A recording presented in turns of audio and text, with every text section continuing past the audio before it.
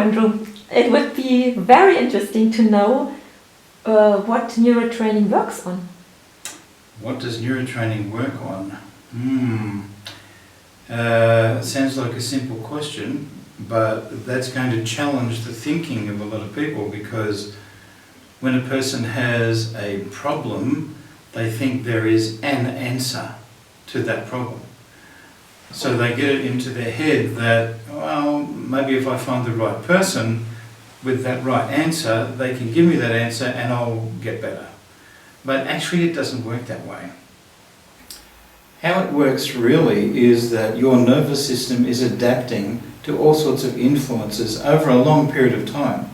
And sometimes we get it right and sometimes we don't get it right. The end result is that we're living within a conditioned environment internally. And that is reflected in how the nervous system operates. So neurotraining actually, because of the name, even infers that we're training the nervous system to function better.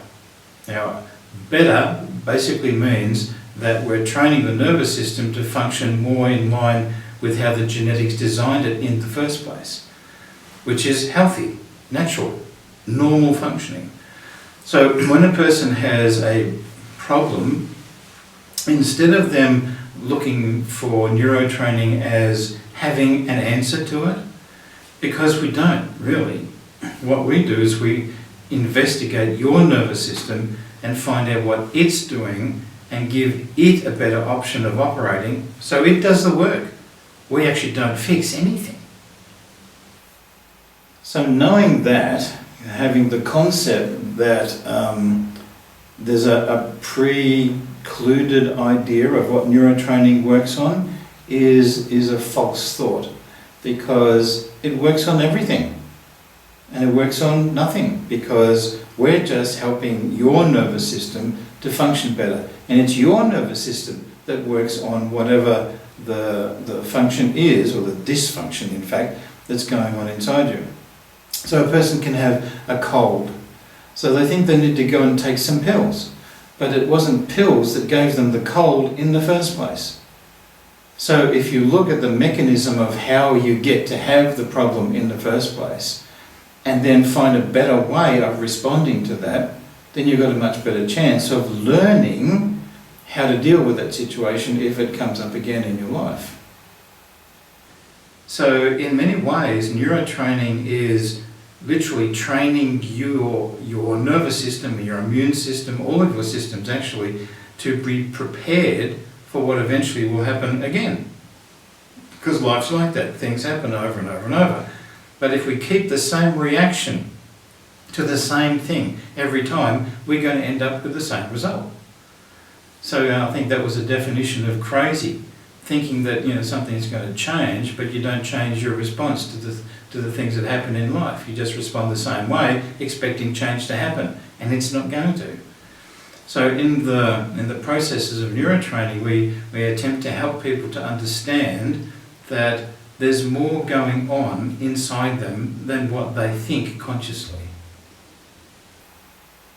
With that awareness, with that realization that there are other things going on inside, then it takes the pressure off for you to have to know what the solution is to what you see as a symptom or a dysfunction of some sort, or even a challenge. We have clients in the business area, and their thinking patterns are leading them to certain types of stresses. And so, retraining the nervous system to not be so stressed means that, you can relax, you can recuperate, you can enjoy whatever it is that you're doing. So the concept that if you have a problem, there should be a solution is wrong. Just scrub it, forget that. If you have a problem, it means that you're dysfunctional in some activity level somewhere in your body. So we just find where the dysfunction is, and we help your nervous system to overcome that naturally in ways that are already built into our bodies. It's actually really interesting, because a person will come to me with their problem, and I will muscle check them and find out from them what they need to fix their problem. So then when I do that, their problem disappears. Now, isn't that strange? I mean, why doesn't a person just do what they have to do to get over their problem in the first place? Well, basically it means that the problem is over here and the solution is over here, but they're not connected. So all we do really in training the nervous system to function better is to make better connections. Right? And when the connections are made, we have access to our own solutions. And that's pretty amazing, because even if we don't have access to the immediate solution, this process can show us what you do need to be able to make a connection, even if it's an external one, like taking a herb or a homeopathic, or getting a massage, or going to a chiropractor, or whatever it might be. But it could be anything. But what determines that is what's happening in the person, not what's happening in neurotraining. Neurotraining does not diagnose anything, because there's no point. It's how a person is doing what they're doing that's making the problem. So we change how they're doing what they're doing, and then there's no problem.